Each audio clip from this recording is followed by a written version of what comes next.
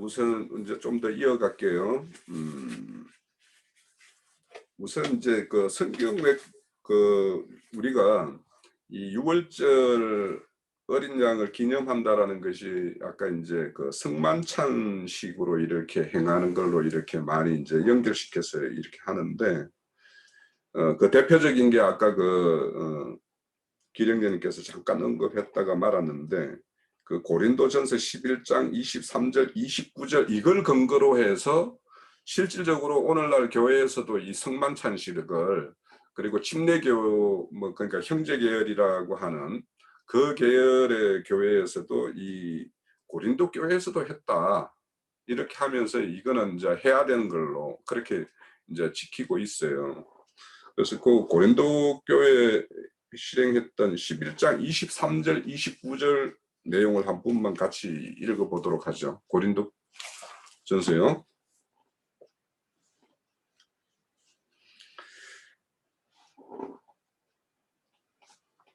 자, 이래서 이제 이 성만찬 지금 실행을 하고 있는 분들하고 우리는 그것을 이렇게 어떤 을의 A식으로 이렇게 할 것이 아니다 이렇게 이야기할 때 이제 충돌되고, 그 근거 구절로 이제 잘 이렇게 언급되는 게 이제 요 구절이니까 우리가 요 구절에 대해서 한번 생각을 해보았으면 하는 뜻을 한번 살펴봅니다. 23절에서 29절입니다. 내가 너희에게 전한 것은 주께 받은 것이니 곧 주 예수께서 잡히던 밤에 떡을 가지사 축사하시고 떼어 이르시되 이것은 너희를 위한 내 몸이니 이것을 행하여 나를 기념하라 하시고, 여기서 기념하라는 것은 항상 이 기념이라는 말과 기억이라는 말이 동일한 언어입니다. 식후에 또한 그와 같이 잔을 가지고 이르되 이 잔은 내 피로 세운 새 언약이니 이것을 행하여 마실 때마다 나를 기념하라 하셨으니. 자, 여기도 기념하라는 것은 잊지 말고 기억하라는 거예요. 그러니까 우리가 무슨 행사를 하는 것은, 기념 행사를 하는 이유는 그 날의 어떤 의미를 기억하고 잊지 말자라는 것이 주 목적이지 그 행사가 목적이 아니에요. 그러니까 기념하라 하셨으니 너희가 이 떡을 먹으며 이 잔을 마실 때마다 주의 죽으심을 그가 오실 때까지 전하는 이것이니라.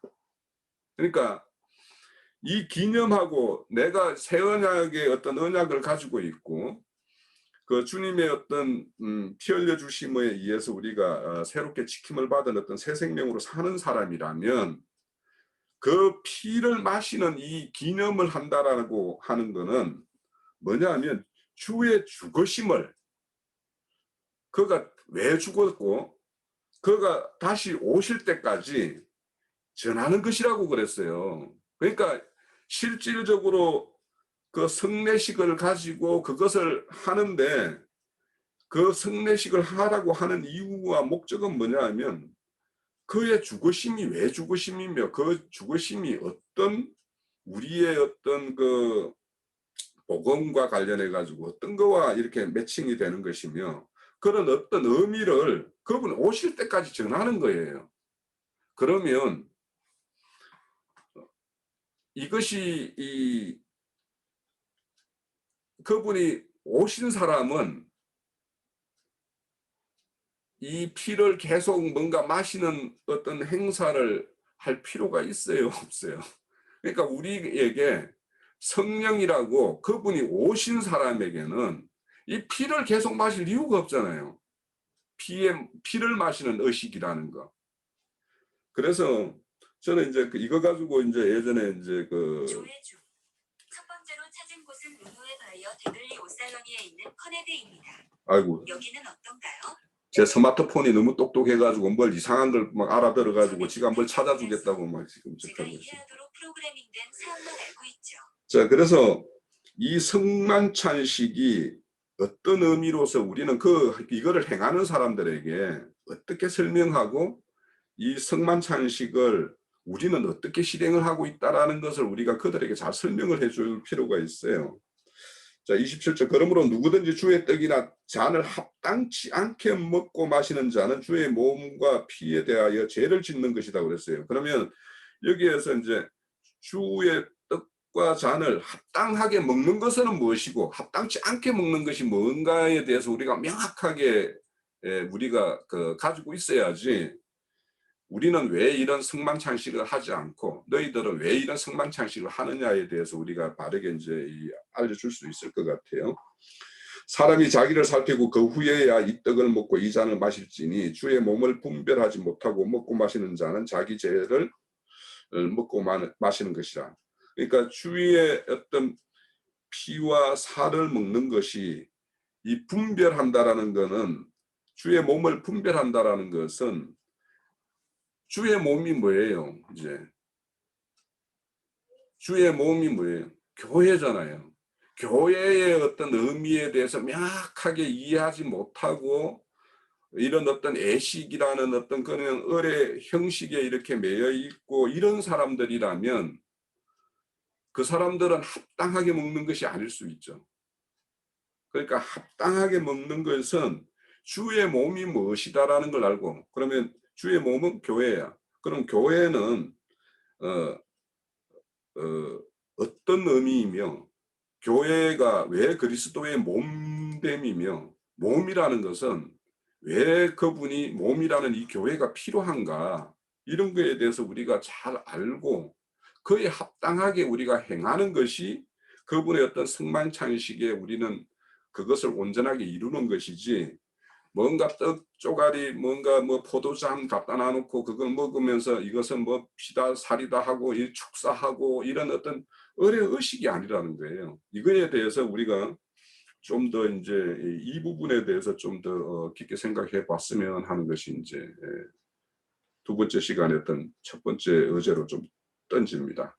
그래서 이제 제가 이렇게 뭐 증거했던 내용에 대해서 좀 더 붙여서 더 명쾌하게 우리가 무장해서 이런 어떤 행사를 행하는 어떤 이런 분들에 대해서 우리가 잘 설득시킬 수 있도록, 다른 거는 다 안 해도 되는데 이것만 꼭 해야 된다라고 이야기하거든요. 왜냐, 이거 고린도 교회도 했고 바울 사도도 이렇게 행하지 않았냐라는 걸 근거로 삼아서 이렇게 우리 주장을 하니까 이거에 대해서 좀 무장하는 어떤 그런 시간을 가졌으면 합니다.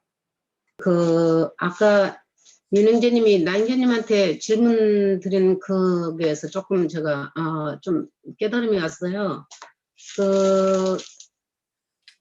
12절 12장 5절에서 보면 너희 어린 양 흠없고 1년 된 수컷을 하되 양이나 염소 중에서 취하고 이달 열 나흔 날까지 간직하였다가 해질 때에 이스라엘 해 중에 그 양을 잡고 그 피를 양을 먹을 집 좌우 문설주와 임방에 바르고 그 밤에 그 고기를 불에 구워 무교봉과 쓴나물과 아울려 먹되 날 것으로나 물에 삶아서 먹지 말고 머리와 다리와 내장을 다 불에 구워 먹고, 이 말씀을 아까 이제 미국 유영재님이 말씀을 하셨는데요. 날 것이나 물에 삶은 것하고 무교봉과 쓴나물에 대해서 좀 제가 좀 깨달음이 안 것이, 아까 홍영재님이 말씀하셨어요. 저도 이제 그 말씀을 좀 준비하고 있었는데, 사무엘상 2장에서 보면은 12절에서부터 엘리와 엘리 아들들이 나오잖아요. 근데 이제 엘리와 엘리 아들들은 일찍하지만 세상 교회 목사와 거기 다 이제 거기서 일들을 하는 사람이라고 저는 아들들은 이제 보고 있거든요. 근데 이제 거기서 냄비 이가 삶을 때 제사장의 사환이 손에 새 살고리를 가지고 나와서 냄비에나 솥에나 큰 솥에 가마를 찔러 넣어 갈고리에 걸려 나오는 거라는데, 근데 영혼을 말하면 사람 영혼을 말한다고 저는 좀 봐져요. 이 모든 것들을 그래가지고 자기한테 걸리는 거, 그 영혼이 걸릴 수가 있잖아요. 그래서 걸리는 것을 나오는 자기 것으로 했다고 했거든요. 근데 뭐 음식을 솔직히 이제 이렇게 볼 때 음식이라고 보면 뭘 자기 것으로 하겠어요. 그거 먹으면 없어지는 걸. 근데 이제 영혼으로 받고 거기서 15절에 보면은 삶은 고기를 기름을 태우기 전엔 제사장의 사원이 와서 제사 드리는 사람에게 이르기를 제사장에 구워 드릴 고기를 내라. 그가 내게 삶은 고기를 원하지 아니하고 날것을 원하신다 하다가 그 사람이 이르기를 반드시 먼저 기름을 태운 후에 내 마음에 원하는 대로 가지라 하면 그가 말하기를 아니라 지금 내게 내라 그가 그렇지 않냐면 내게 억지를 빼앗으려 해갖고 이 죄가 여호와 앞에 상달된 것을 이제 봤는데요. 이 날 것을 먹는다는 것은 교리와 율법이라고 저는 생각해요. 이 교리와 율법들은 태워진 적이 없고 순나물과 아울러서 그런 무교병 먹은 적이 없는 사람들을 지금 이제 말씀하신다고 봐지고요. 그 기름을 태운 것은 주님 자신의 번제단을 위해서 태워진 거잖아요. 그걸 주님이 흠양을 하셨는데 그 아까 14일에 대해서 나왔던 것을 제가 조금 찾아봤을 때 잠깐만요. 검증 기간을 보면은 요한복음 13장 37절 좀 볼게요.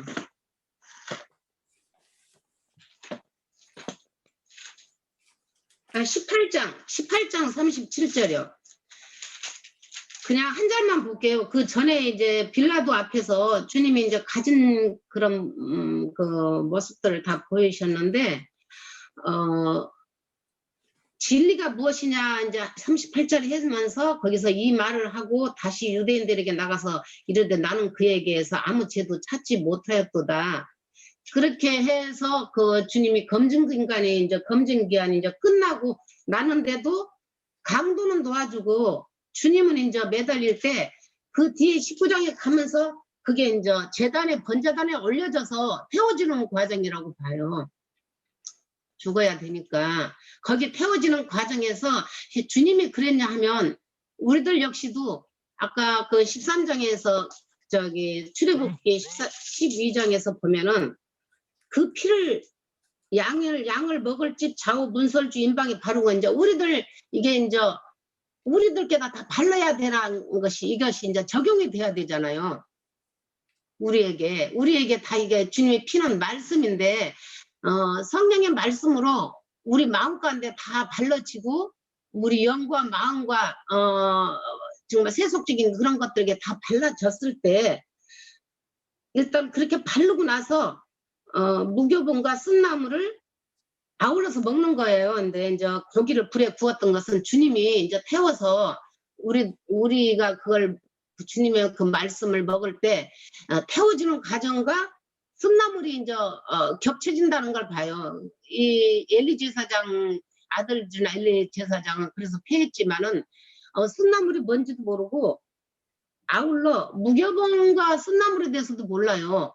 그래서 이제 그런 것을 이제 우리 교회와 세상에 있는 그 종교 생활하고 좀 이렇게 놓고 보자면은 이 주님의 말씀을 먹으면 반드시 쓴나물이 온다는 거. 그것은 이제 환경을 통해서 잠깐만요. 환경을 통해서 그 말씀이 이제 실제화가 되는 것이잖아요. 그래서 그 요한복음 마태복음 13장 이후에도 보면은 주님 말씀을 듣고 돌밭에 뿌린 자, 길가밭에 뿌린 자 한 것은 다 이제 그것은 이제 다 소멸됐던 것이고 좋은 밭이라는 것은 쓴나물과 아울려서 겸해서 주님의 말씀을 통해서 쓴나물과 이제 그 환경들을 통해서 먹을 때 이제 쓴나물 먹을 때는 참으로 쉽지 않죠. 세상에 인진쑥이나 이런 것을 먹을 때도 참 쓴 것을 알아. 요즘 저는 머위대를 좋아해서 머위를 자주 먹는데 그게 입에는 쓰지만 참 속에는 편안하더라고요. 그랬던 것처럼 주님의 말씀이 우리한테 그것이 불에 구워서 먹어지고 태워져서 먹는다는 건 쉽지 않지만 그거 먹은 후에는 반드시 생명으로 나온다는 것을 저는 좀 깨달아서 이렇게 제가 조금 이렇게 제대로 이렇게 좀 두서 있게 하지는 못했지만 제 깨달음을 조금 전했을 뿐입니다. 여기까지 할게요. 자매님 그 증거를 들으면서 이 날 것을 율법과 교리라고 말씀을 하셨는데 뭐 충분히 그럴 수도 있고 사실은 왜냐하면 우리가 옛날 교회에 다닐 때 보면은 그냥 뭐 일러주는 말씀을 그대로 받아서 막 그냥 행동으로 행하는 것이 뭐 그 주 목적이었고 그랬잖아요. 그래서 이제 요즘에 이제 그 계시록 말씀 듣는 거 보면 이 조문으로 이렇게 그냥 새겨서 듣고 이렇게 뭐 그냥 꿀꺽 받아들이는 거, 뱀처럼 이렇게 삼키는 거, 이런 것이 이제 날 것으로 먹는 거. 또 성경은 안팎으로 기록되어 있다고 그랬는데 겉으로 기록된 그것만 이렇게 먹는 거, 이런 것들이 이제 어째 보면 날 것으로 먹는 거겠죠. 그런 생각이 드네요. 홍영재님 아까 그 외식에 대해서 말씀하실 때 저도 이게 다른 사람들을 이렇게 대화를 할 때 저도 잘 뭐가 뭔지는 모르지만 좀 다른 거를 이렇게 내가 좀 다른가 생각할 때가 있어요. 그래서 저는 제가 괴팍한가 혹시 이런 생각을 많이 해요. 그래서 어떻게 보면 아닌 것 같은데 어떻게 보면 내가 좀 못한가 이런 생각을 많이 해요. 근데 이제 외식에 대해서 얘기하려고 하니까 또 이 얘기를 하는 거예요. 저는 외식하면 이 우리가 쓰는 외식, 그러니까 성경에서 말하는 외식이 예수님이 외식하는 자들아 하는 말과 우리가 일상에서 쓰는 그 외식이라는 의미가 저는 일단 다르다고 봐요. 우리가 쓰는 외식은 뭐 척하는 거, 꾸미는 거예요. 근데 예수님이 서기관과 바리새인들한테 외식하는 자들아 그랬을 때 그걸 좀 더 새겨가지고 아 주님이 저 외식이라고 하는 게 무슨, 제가 이거 주제를 한번 올려가지고 또 이것도 나누려고 했던 거예요. 근데 그냥 이렇게 저는 이렇게 묵상하면서 주님이 얘기하시는 외식이 다르네, 저는 이 생각을 먼저 했어요. 그러면 그 외식이 세상에서 외식은 아까 금방 얘기한 대로 뭐 그냥 겉으로 꾸미는 거죠. 근데 주님이 외식이라고 하는 건 뭐예요? 본질을 몰라서 껍데기만 가지고 껍데기를 행하는 거를 가지고 외식한다고 했다고 저는 봐요. 그 본질은 뭐냐? 율법 속에 감추어져 있는 하나님의 의미를 몰라서, 그래서 예수님이 성만찬을 했으면 그 말씀 속에 내 살과 내 피를 너희에게 내 살이니 너희가 받아 먹어라, 내 피니 너희가 받아 먹어라, 그러면 그 우리가 성만찬을 하면 그게 주님의 피와 주님의 살이 아닌데 그들은 기념한다고 하는 그 기념도 주님이 말씀하신 기념과 이 속세에서 그냥 우리가 그 사전적인 의미로 기념하는 게 뭔지 지금 구분이 안 되는 거예요. 그래서 먼저 이거를 설명을 해놓고 나서 우리가 외식과 주님이 외식하는 건 틀리다. 근데 주님이 외식한다고 하는 건 뭐냐? 성경을 오해해서 너희가 이해를 해야 되는데 오해를 해서 내 말귀를 못 알아들으니까 자꾸 껍데기 그 문자만 가지고 하는 것 아니냐. 이것이 외식이다. 그러면 외식이 아니고 진정으로 하려고 하면 어떻게 해야 되느냐. 그 말씀의 뜻을 깨달아서 내가 하는 의도대로 성만찬을 해야 되는 것 아니냐. 그래야 내가 너희한테 기념하라고 하는 그 기념을 너희가 한 거 아니냐. 그래야 이게 순종이고, 그렇지 않으면 나를 대적하는 불순종이고 대적하는 것이다. 이렇게 얘기를 해야 이게 그 외식이 설명이 되지 않을까. 하여튼 뭐 제가 이해한 대로 표현해 봤습니다. 여기까지입니다. 그런, 예, 경계님 잘 증거해 주셨는데, 저는 이제 예전에 그쪽에는 이제 성만찬실에 거의 일주일에 한 번씩 하는 모임이더라고요. 작은 모임인데. 거기는 이제, 그래서 내가 아직도 그 주님이 안 오셨기 때문에, 여기 이 행사를 하는 사람들은 주님이 아직도 안 오셨기 때문에 이 짓을 계속 하는 거 아니냐. 나 올 때까지 하라고 그랬으니까 이미 우리는 다 성령이 와 있으면 잔을 먹고 이렇게 할 필요가 뭐 있냐. 그렇게 증거를 하고 말았어요. 그러는데 이제 이거에 대해서 이제 한 번 더 우리가 좀 더 이렇게 보충할 것들이 있으면 보충해서, 이 성만찬식은 오늘날 교회에서 안 하는 데가 없거든요, 사실 이거. 이제 형제 계열 그쪽에는 거의 여기에 목숨 걸다시피 하고 있고, 일주일에 한 번씩 하는 거는. 그래서 우리가 이 성만찬식에 대해서 잘 이해하면 이 6월절의 의미에 대해서 우리가 좀 더 새롭게 새겨볼 수 있는 어떤 그런 계기가 될 것 같아서 말씀드리는 겁니다. 예. 자매님들, 성경을 이해하는 것이 굉장히 깊이가 있고 하나님의 뜻을 잘 분별을 하고 있다고 생각해요. 아까 우리 윤영재님이 왜 또 이제 14일 얘기했다가 또 이제 나중에 질문이 내가 얘기가 끝나니까 10일이냐 얘기가 또 나왔었었죠. 잠깐 내가 아까 설명하는 것으로는 좀 부족하게 듣지 않았을까 하는 생각이 들어서 조금 더 첨언을 좀 하려고 그래요. 10월 1일이 나팔절이고 나팔절이 시작이 되면 나팔 소리가 계속 들리는 거예요. 이제 이스라엘 백성들에게. 그러면 그 나팔 소리는 회개를 촉구하는 그 하나님의 나팔이기 때문에 회개하는 자들의 충만함이 찰 때까지라고 이해를 하면 돼요. 하나님 편에서 보면 짧은 기간이지만 사람 편에서 보면 그 기간이 오랜 기간일 수 있어요. 주님께서 나를 부르시는 음성을 들려주시는 것이 어릴 때 있는데 실제로 주님 앞에 회개하고 돌이켜서 속죄, 대속죄절이라고 그러는 게 10일 날이죠. 그러니까 열흘이라고 하는 그 짧은, 하나님 볼 땐 짧은 기간이지만 나의 체험으로 보면은 어릴 때 주님의 부르심을 음성을 들을 수가 있는데 하나님께로 끝내 돌아오지 않고 세상 막 돌아다니는 거예요. 예. 그러다가 om납달상 못하고 딱 붙잡혀가지고 속죄양으로 잡혀가지고 죽임 당하는 날이 대속죄절날 대제사 1년 1차의 지성소에 들어가서 제사하는 날이거든요. 그날이 참회 속죄를 마무리하는 날이란 말이에요. 그러니까 아까 내가 설명을 할 때 하나님 편에서는 가장 짧은 기간이다. 그러나 사람 편에서는 그게 길 수 있다. 그런데 그 나팔 소리를 처음 듣고 나서 회개를 완성해서 하나님이 용서를 지난 죄과를 간과해 주심을 받는 대속죄절 제사가 완성되기까지라고 하는 기간은 사람에 따라서는 몇십 년이 될 수도 있는 거예요. 이스라엘을 예를 들자면 430년이에요.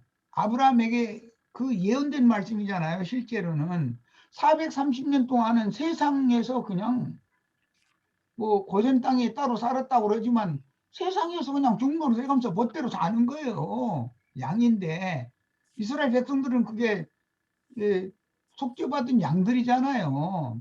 그런데 아직 속죄가 안 돼 있는 거예요. 이 말을 꼭 이해를 하시기를 바라요. 그래서 나팔 소리를 듣고 속죄하는 충분한 기간이 열흘로 정해져 있어요. 1일 날부터 나팔 소리가 들리니까 초하룻 날부터 7월 10일 날은 그 속죄절을 지키는 속죄일인 것이거든요. 그 속죄일에는 지난 모든 죄를 다 단번에 사면을 받는 날이거든요. 그런데 거기까지는 개인적인 체험으로 각자의 체험으로 보면 주님이 부르시는 나팔 소리를 분명히 어릴 때 들었을 수도 있어요. 5년 전에 들었을 수도 있고. 그런데 그동안 10일이라고 하는 기간이 자기 나름으로는 세상사의 어떤 축복이나 육신에 속한 것이나 어떤 것을 막 찾아서 죽으라고 막 열심을 내는 기간이에요. 그런데 하나님은 가는 곳마다 앞으로 가면 앞을 막고 옆으로 삐져나가면 옆을 막고 뒤로 돌아서서 가려면 뒤를 막고 해서 이제 꼼짝달싹 못하게 해가지고 딱 붙잡는 날이 있어요. 그날은 완전히 두 손, 두 발 다 들고 눈물 흘리면서 완전히 돌아오고 지난 날의 모든 나의 교만함이나 나의 잘못됨이나 나의 아집이나 이런 것들을 주님 앞에 다 내놓고 토설하고 자백해 가면서 완전히 돌이킬 수밖에 없는 상황으로 몰아가는 거거든요. 그 기간이 길면 인생의 체험으로 볼 때는 길면 사실은 그게 행복한 기간이 아니고 고난이 연속되는 기간이에요. 고난이. 그 윤영재님 어제든가 그 얘기에 뭐 카드 7개 해가지고 막 이거 막는 거 그거 했다고 그랬어요. 그런데 그게 행복한 인생이었느냐? 그렇지는 않았을 거라고 생각해요. 그런데 세상에 대하여 죄에 대하여는 자유로웠어요. 그게 그 인생이. 그러나 이제는 빠져나갈 수 없는 때가 딱 와요. 그게 7월 10일 날 대속죄일이에요. 그날 이후에나 지난 날의 모든 그 죄와 허물들 이런 것들을 간과심을 단번에 딱 받는 날이에요. 그날. 이게 그런 기간에 대해서 잘 이해를 하시기를 바라요. 충분히 이해가 되시기를 바라요. 아까 설명에서는 사실은 이 얘기를 한 것이지만 좀 어렵게 들었지 않았을까 싶은 생각이 들어 조금 첨언을 하는 거예요. 자, 그리고 절기제사 이제 첫 번째 절기가 6월절인데 6월절, 무교절, 초실절, 그 다음에 6월절, 나팔절, 속죄절, 초막절 이렇게 이제 7절기를 1년에 지나가게 돼요. 그 절기라는 건 창세기 시작해서 날짜와 사계절과 연한과 징조를 이루게 하셨다라는 말씀에서 이게 비롯되는 말이에요. 창세기 1장에 보면 그런 말씀이 나와요. 해, 달, 별을 운행시켜 가지고 날짜와 사시와 연한과 그 다음에 마지막엔 징조를 보여주시는 거예요. 자, 인간이라는 것도 하루 한 달 연수가 길어지면 길수록 주님을 만날 것에 대한 징조를 더 명확하게 알아요. 주님께로부터 내가 보냄을 받았다는 것도, 그 다음에 내가 내 인생을 살았지만 사실은 결과적으로는 나의 조물주 부모로 나는 반드시 돌아가야 된다는 것을 나이가 많이 먹을수록 더 명확하게 깨달아요. 누가 가르쳐주지 않아도 자연이 아는 거예요. 이거는요. 그 자연 현상이에요. 주님을 만날 날이 나는 가깝다 라고 다 인식을 하게 돼 있어요. 그 징조를 알기 때문에 그래요. 옛날에는 고대 시대에는 1월 성신의 별점을 주로 이제 본다고 그러는데 운행을 보면서 앞으로 길흉에 대해서 예견을 해서 왕이나 그 사회의 지도자나 어떤 개인이라든지 가장이나 이런 사람들을 만나서 예고해주는 선견자 혹은 선지자라는 직무가 있었어요. 그 직무를 천관이라고 그랬어요. 옛날에는 하늘의 어떤 운행에 대해서 징조를 미리 보고 예고를 해준다 이거지. 경고를 해준다 이런 그런 직책이 있었어요. 왕 곁에 반드시 그런 사람이 있어요. 그래서 아무리 왕은 실제적인 실권을 가지고 있지만 천관은 문인이잖아요. 문관이잖아요. 그 사람 칼을 갖고 있는 사람이 아님에도 그 사람을 함부로 하지 않아요. 절대로 함부로 하지 않았어요. 함부로 하지 않는 그 왕은 국가 지리를 잘하는 왕이에요. 그게 대표가 누구냐면 다윗 왕이에요. 듣기 싫은 소리를 많이 하잖아요. 그 나단 뭐 선지자가 곁에서 좋은 얘기 해주는 게 아니거든. 그런데도 하나님의 말씀이라고 받아들여요. 그러면은 나라 치리를 하나님의 뜻에 맞춰서 잘하게 돼 있는 거거든요. 그런데 곁에 선지자를 두는 것, 즉 말하자면 처서마라는 사람을 두는 것을 싫어해. 그러면 나라 망하는 거예요, 사실은. 예, 엊그제 그저 미국 뭐 우리 이제 현상적으로 다 봤잖아요. 나라를 완전히 물말을 먹었다가 지금 대통령 하나 바뀌니까 나라가 완전히 새로워지기 시작하더만. 예, 그런 거예요.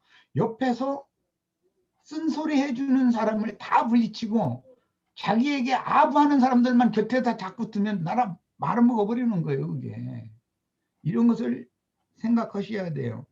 자, 왜 내가 이제 이 얘기를 하냐면 절기 제사라고 하는 의미가 뭐냐. 주님께서 사람에게 모든 생물을 제어하고 지배하고 다스리는 권위, 그걸 인간에게 이제 존엄성이라고 그러죠. 인간으로서 사람에게는 다 권위를 부여하셨다 이거예요. 그런데 마귀가 와서 아담 부부를 꿰가지고 신이 인간에게 부여하신 인간으로서의 존엄성을 빼앗아가 버리는 거예요. 그래가지고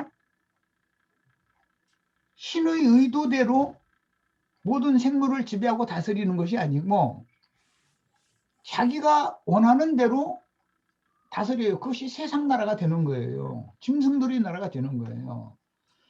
이것을 언제까지 계속 하게 놔두느냐? 그렇지 않다. 영원토록 그렇게 하게 놔두는 게 아니다.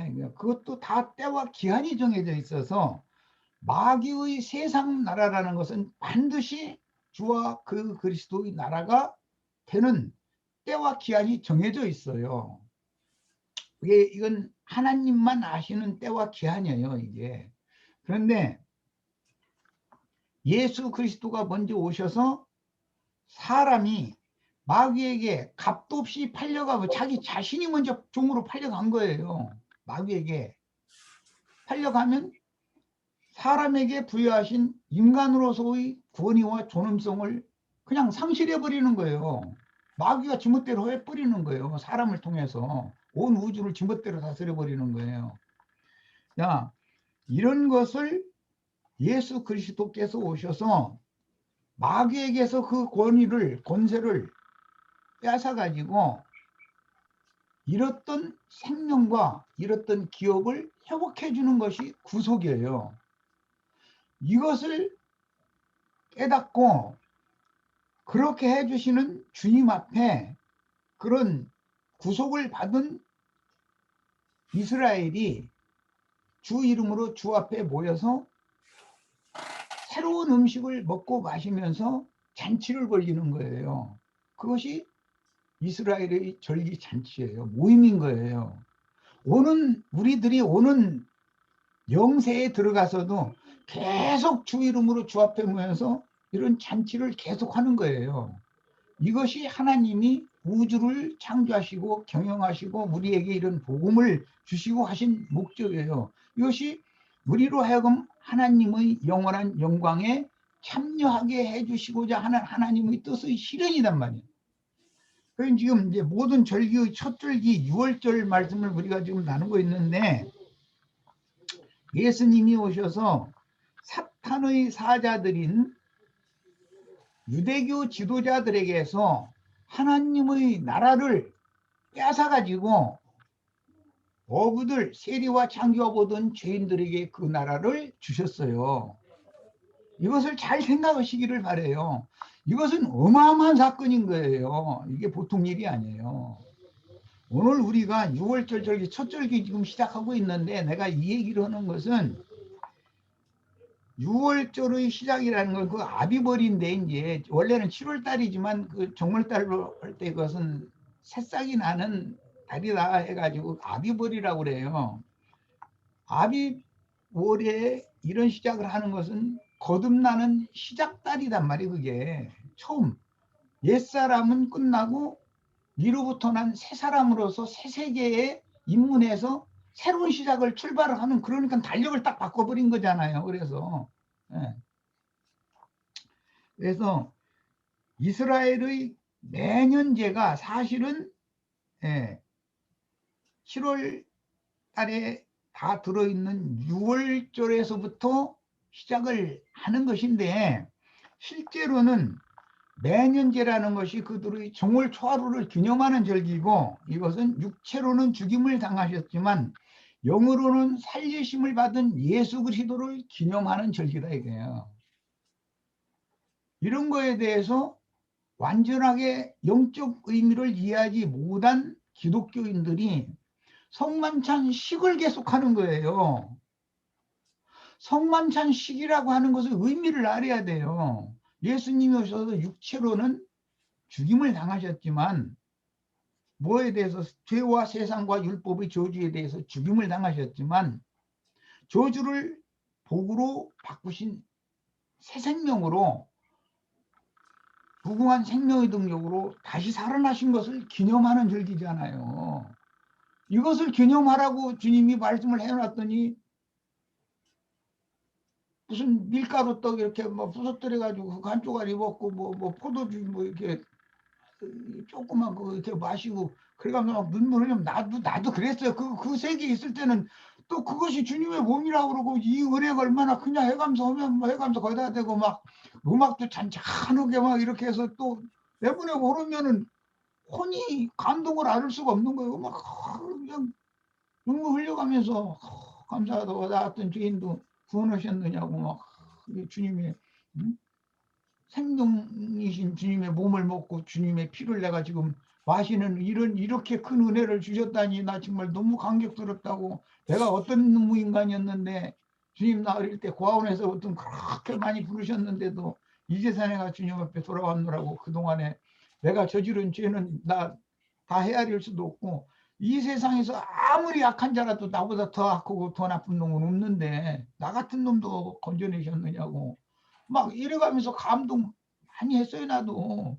그런데 그게 진리를 깨닫지 못할 때 혼적으로 믿을 때 그런 현상이 온 거예요. 그게 감정적으로 예수를 믿은 거죠. 말하자면 예수를 믿되 그 육적인 신앙이잖아요. 혼취해서 하는 짓들이잖아요. 예, 이런 것을 잘 생각해 보시기를 바라고. 이제 불에 구워서 먹고 쓴나물과 함께 먹으라 그랬는데 날로나 물에 삶아서 먹지 말라고 그랬어요. 뭐 아까 우리 저 형제님들 잘 얘기 잘하시네. 누구 저 안자매님이 이제 그것도 얘기 구체적으로 했고 날탱이로 주의 말씀 날고기로 주님의 살을 날고기로 먹는 것이 육신에 속한 사람들의 신앙생활에 다 날고기 먹는 거거든요. 그리고 세상물에다가 삶아가지고 고기 익혀서 먹는 거예요. 물에 삶아서. 네. 그럼 세상물에다가 삶아 먹으면은 육신적인 영양 보충을 하고 먹는 것이고 그거 먹으면 힘이 뭐 붉은붉은 난다 뭐 이러고 이제 그거 세상물에다가 저기 고기 삶아서 먹는 게 그게 아까 그 어떤 형님이 그 얘기 하셨는데 그 사무엘 때 제사장에서 엘리의 아들들이 그게 솥에다 넣고 그 삶아 먹으라는 게 아니거든. 솥에다 고기 잔뜩 갖다 넣고서 막 삶고 있는데 3살 괄거리가 좀 휙 젖어가지고 이게 고기 찍히면 걸리는 대로 저한테 갖다 먹고 그랬다는 거예요. 그러면서 난 날고기를 좋아한다 막 그랬다는 거예요. 날고기는 짐승이나 좋아하지 사람이 왜 날고기를 좋아합니까? 그런 비유가 왜 나왔을까를 생각을 해보고 먼 훗날 바울 사도가 자기 제자인 디모데에게 너는 이제부터는 너 비유가 그렇게 자주 구역질을 자주 한다며 유장이 약해서 그런가 본데 이제 물만 마시지 말고 포도주를 조금씩 섞어서 마셔라 그랬어요. 그래서 나는 어릴 때부터 막걸리를 이제 그냥 먹고 이제 시골에서 일을 하다 보면 이제 몸에 뱄어요. 막걸리 마시는 것이. 그 예수 믿은 이후로도 가끔 그거 막걸리를 이렇게 다른 술은 잘 안 먹는데 막걸리를 이렇게 한 컵씩 좀 마시고 그랬었거든요. 그럼 막 처질 때 막걸리 한 컵 마시면은 어쨌든 빨딱하는 그 기운이 좀 있으니까 이제 그걸 근본적인 치료를 해야 되는데 자꾸 이제 그것이 습관이 됐는데 그거 가지고 이제 어떤 분들이 이제 비판을 하면은 딱 난 디모데에서 그에 딱 갖다 대. 예수님은 먹기를 탐하고 포도주를 즐겼던 분이고 바울 사도는 자기 제자 보고 포도주 마시라고 했는데 포도주는 술 아니냐. 막 우리는 막걸리고 그 중동 사람들은 포도주 마시는 거고 그런 것이지. 그게 기쁨이 되고 누림이 되라고 힘을 좀 불끈 솟아나게 하려고 마시는 건데 그 뭐가 다르냐 이제 이랬더니 막걸리하고 포도주고 뭐가 같으냐 막 해가면서 형제 그 모임에 참여했다가 이제 다툼까지 났어요. 이제 형제는 아주 그냥 그 성만찬식에 목숨 걸거든.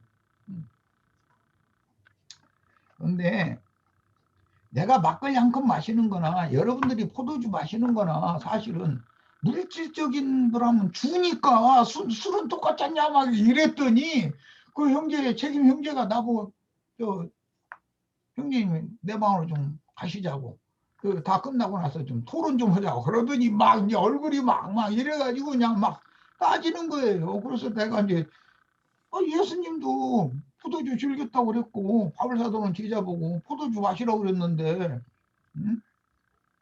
이게 우리나라 사람은 복주라고 곡식으로 손만 들어서 막걸리 먹는 거고, 중동 사람들은 포도농사져도 포도주 먹는 건데 술은 똑같은 술이지 뭐가 다르냐 그랬더니 어떻게 포도주와 막걸리가 같더니 막걸리는 먹으면 안 되고 포도주는 마시면 된다 이제.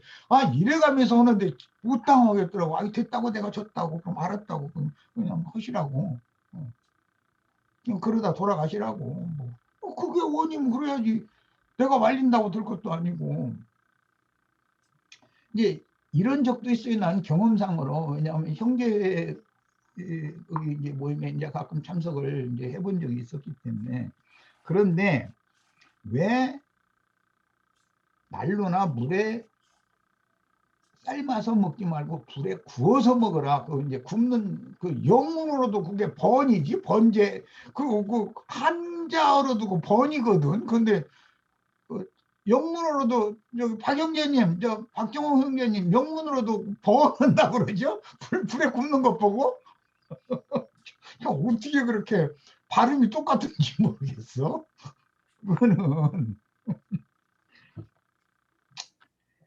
옛사람은 불살라지기나 하나님의 심판을 받기나 합당하지 하나님 앞에 연락될 수가 없는 존재라는 것을 보여주는 것이 세상 죄를 지고 가는 하나님의 어린 양이니까 당연히 난로나 물에 삶아 먹으면 안 되고 불에 구워 먹으라고 한 거잖아요.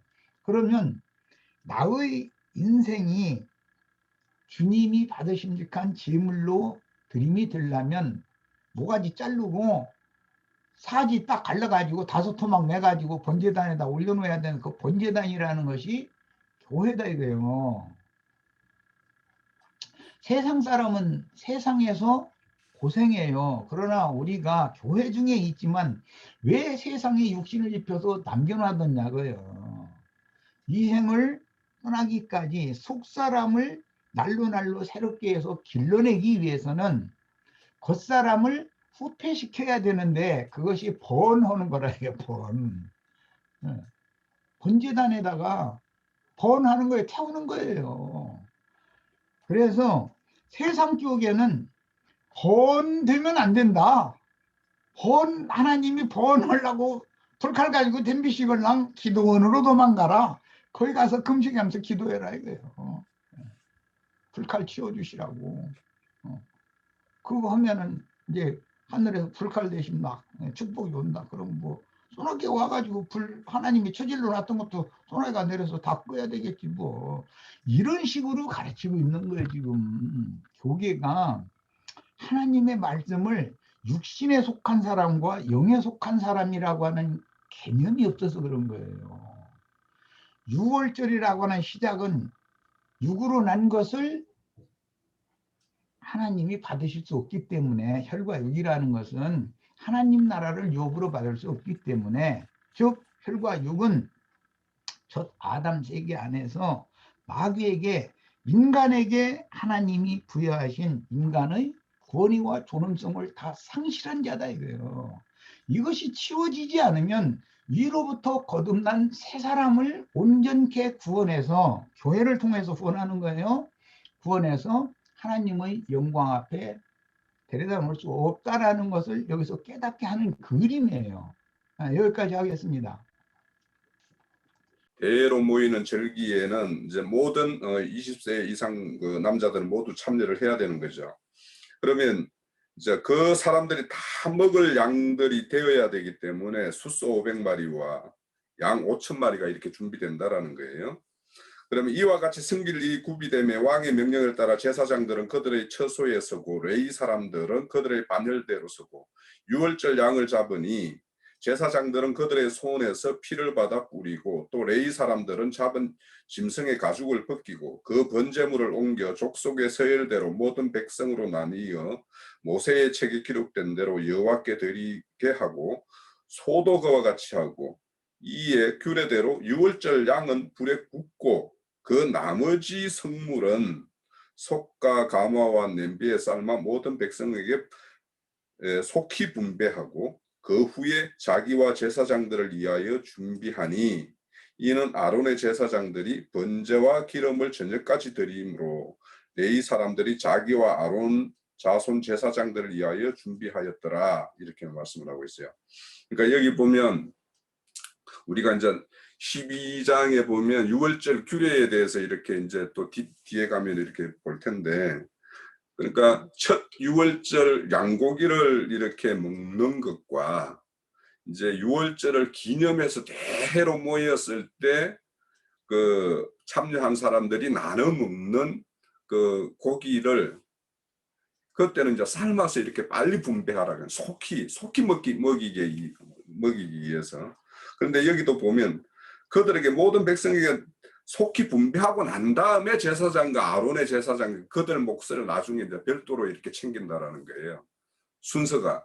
그런데 오늘날은 자기들 거 먼저 이렇게 챙겨 놔놓고 뭐 남는 게 있으면 뭐 좀 이렇게 분배를 해줄란가 뭐 이런 식이 돼버리죠, 사실은.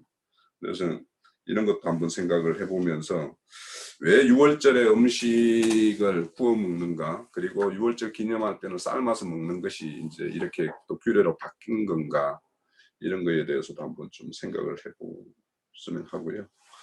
자, 오늘 유월절에 대한 의미에 대해서는 이제 새 생명으로 이제 이 거듭나는 것의 어떤 출발점이니까 이제 거듭난 사람들이 어떻게 이제 하나님 앞에서 이렇게 살아가는 모습이 이제 내일부터 이제 무교절부터 이제 계속 이제 우리가 살펴볼 내용이겠죠. 내일 무교병에 대한 말씀을 나누기로 하고, 혹 무교병에 대한 내용이 이제 적다 싶으면 제가 질문지를 다 만들어 놨거든요.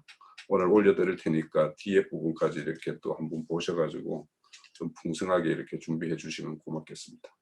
자, 오늘 물론 속죄양으로 유월절 속죄절의 스소로 암소죠. 붉은 암소로 드려졌어요. 드려졌는데 우리는 아직 수풀무 애굽에 그냥 남겨놔뒀다는 거예요. 아까 내가 그 얘기를 했잖아요. 이미 믿어서 구원을 얻은 성도들은 바로 데려가는 것이 아니에요. 아니고 세상에서 연단과 시험을 계속 받는 거예요. 겉사람이. 그때 속사람의 구원 과정 때문에 기념제물로 드려진, 이제 앞으로 그 제사법을 보면 기념제물과 남은 제물 얘기가 이제 나눠져요. 항상 그래요. 기념제물은 제사를 직접 드리는 것이고, 남은 제물은 이제 피 같으면은 제단 아래 그 큰 그릇에다가 이게 쏟는 것이고, 제육이나 떡이나 전이나 이런 것 같으면 백성들이 다 나눠 먹어야 돼요. 예, 그러니까 기념제물과 남은 제물에 대해서 잘 이해를 하셔야 돼요. 예수님은 기념제물로 하나님의 기념으로 드려졌고, 우리는 이 생에 남아서 세상에서 연단 과정을 거쳐서 속사람이 새로워지는 과정을 거쳐야 돼요. 예수님은 그럴 필요가 없는 분이고, 이거에 대해서 좀 잘 이해를 하시기를 바라요. 예. 네.